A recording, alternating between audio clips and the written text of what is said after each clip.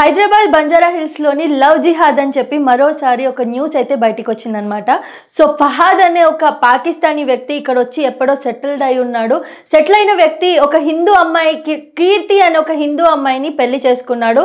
తర్వాత కొన్ని ఇయర్స్ తర్వాత అతను తన పేరుని అయితే మార్చేశాడు, తన రిలీజన్ని మార్చేశాడని చెప్పేసి అయితే ఒక న్యూస్ వచ్చింది. సో ఇన్ని రోజులు లేని ఇప్పుడే సడన్ గా అయితే ఈ న్యూస్ అయితే బయటకు వచ్చిందనమాట. సో తనని కీర్తి నుంచి ఫాతిమా అని చెప్పేసి అయితే తన పేరు అయితే పెట్టడం జరిగింది.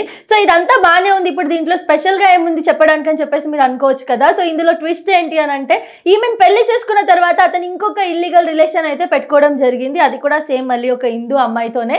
సో ఏంటి అసలు లవ్ జిహాద్ అనే పేరు ఎందుకు వస్తుంది అని చెప్పి ఒక రకంగా మనం ఆలోచిస్తే, ముందుగా అతను ఫహద్ అనే వ్యక్తి పాకిస్తానీ, అతను వచ్చి ఇక్కడ సెటిల్డ్ అయి ఉన్నాడు.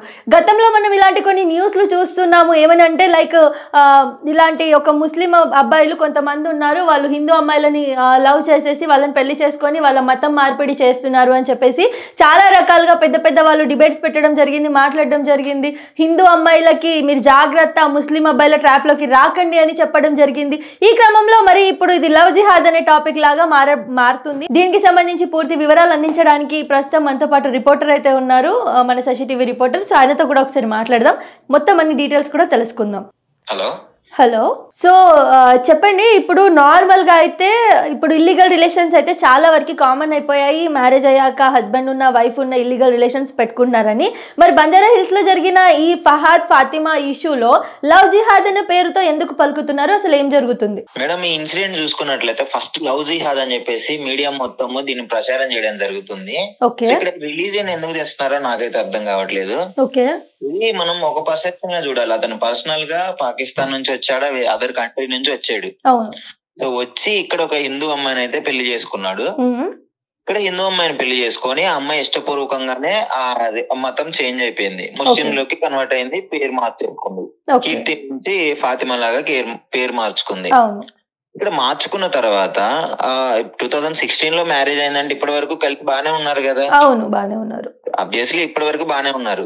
సో అతడికి వేరే అమ్మాయితో రిలేషన్ ఉంది, ఇల్లీగల్ రిలేషన్షిప్ పెట్టుకున్నారు. దాని అమ్మాయి రెడీ హ్యాండెడ్ గా పట్టుకోవడం జరిగింది. ఆమె కూడా హిందూ అమ్మాయి కదండి? అవునవును.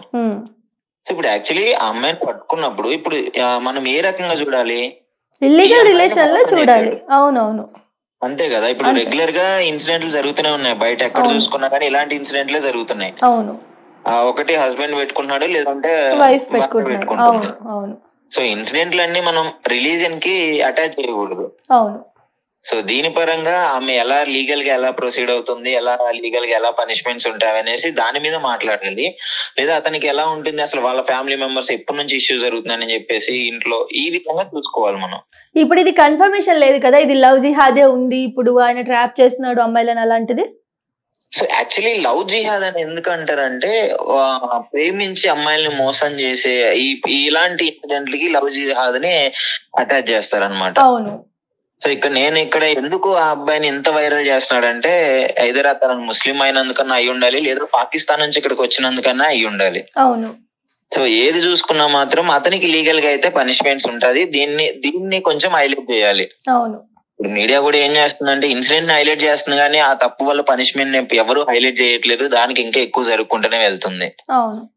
సో ఇది దీనికి తగ్గ పరిష్కారం చూసుకొని లీగల్ గా వెళ్తే బెటర్ అని చెప్పేసి నా ఒపీనియన్. ఓకే, థ్యాంక్ యూ అండి, థ్యాంక్ యూ. సో ఇప్పుడు మన రిపోర్టర్ చెప్పిన ప్రకారం ఏంటి అని అంటే, ఈ ఇష్యూ మొత్తాన్ని కూడా తను ఒక పాకిస్తానీ వ్యక్తి, అందులో హిందూ అమ్మాయిలనే ఇద్దరిని, ఒక అమ్మాయిని లవ్ చేస్తున్నాడు, ఇంకో అమ్మాయిని ఆల్రెడీ 2016లో మ్యారేజ్ చేసుకున్నాడు. ఇది చూస్తుంటే వాళ్ళు ఇది లవ్ జిహాద్ అని చెప్పేసి అంటున్నారు, కానీ ఎక్కడ కూడా ఇది క్లారిటీ లేదు. సో ఆయన చాలా టైం నుంచి ఇక్కడ వచ్చి సెటిల్డ్ అయి ఉన్నాడు, ఇక్కడే ఉంటున్నాడు. పాకిస్తానీ అయినంత మాత్రాన ఇది లవ్ జిహాదే కాదని చెప్పేసి మనం ఒక రకంగా చెప్పొచ్చు. ఎందుకంటే ఇప్పటికీ మనం చాలా న్యూస్లు చూసాము, అండ్ అదే మనం ఇదే విధంగా రిపోర్టింగ్ కూడా చేసాము. దానికి సంబంధించి హస్బెండ్ వైఫ్ ఇల్లీగల్ రిలేషన్స్ అని బయటికి రావడం, ముక్కలు నరకడం, ఇలాంటివన్నీ కూడా మనం రెగ్యులర్ గా చూస్తూనే ఉన్నాము. అందులోనే ఇదొక భాగం, ఇంకొక ఇష్యూ అని చెప్పి మనం చెప్పుకోవాలి, కానీ లవ్ జిహాద్ అని ప్రాపర్ గా చెప్పడానికి ఎక్కడ లేదు.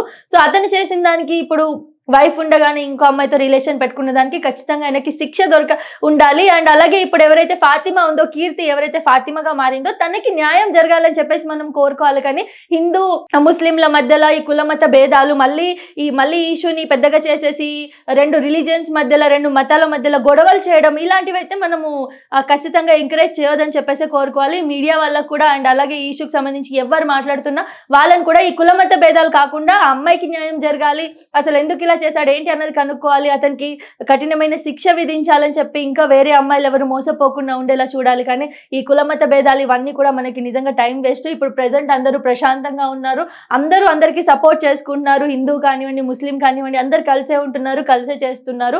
అండ్ ఈ రోజు మార్నింగ్ కూడా ఈరోజు ఇండిపెండెన్స్ డే సందర్భంగా నేనైతే వస్తుంటే దారిలో నేను చూసాను చాలా మంది ముస్లిమ్స్ టోపీలు వేసుకొని కూడా వాళ్ళ ముస్లిమ్స్ అయినంత మాత్రాన వాళ్ళు మనకు అసలు హిందూ ధర్మానికి మొత్తం వ్యతిరేకమని ఒక రకంగా చెప్పడానికి ఉండదు. ఎందుకంటే నేను లైవ్ ఎగ్జాంపుల్ చూసాను, చాలా మంది జెండాలు ఎగరేస్తున్నారు, ఇలా సెల్యూట్ పెట్టేసి జనగణమన పాడుతున్నారు. సో వాళ్ళు కూడా ముస్లిమ్సే కదా, మరి వాళ్ళకి ఎక్కడ కులమత భేదాలు లేవే, ఇండియన్స్ కదా వీళ్ళ సెలబ్రేషన్స్ కి మనకెందుకు అని చెప్పేసి వాళ్ళు అనుకోవట్లేదే.